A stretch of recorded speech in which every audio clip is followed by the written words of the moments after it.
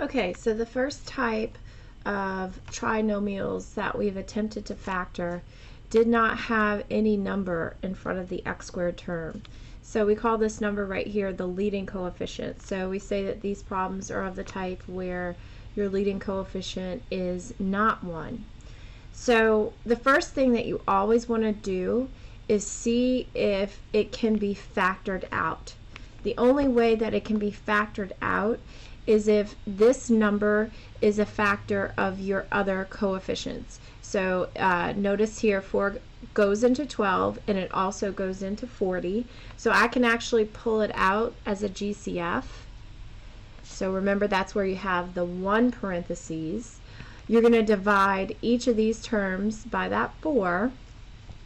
And then inside parentheses, if I divide 4x squared divided by the 4, I'm left with x squared.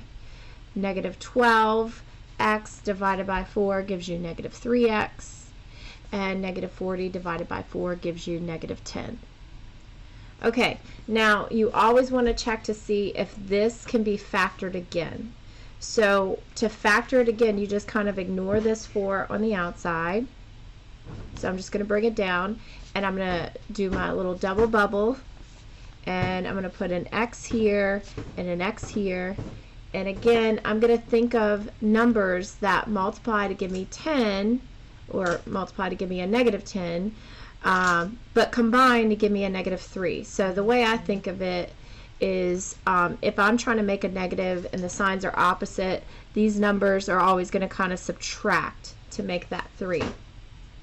So I know that negative 5 and positive 2 will multiply to give me negative 10, but also subtract or combine to give me that negative 3. Alright, so now this is what you call fully factored, because you can't factor it any further. This is a two-step factoring problem in that you had to pull out the GCF and then factor the trinomial on the inside. Okay, for this example, the only thing that we're trying to accomplish here is pulling out the negative in the front. So we don't like to ever have a negative leading coefficient.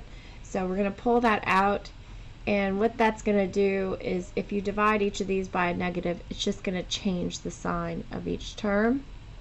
Now we could try to factor this further, but I do happen to know that this can't be factored further. So when you get to this problem on my math lab, that's all this is looking for.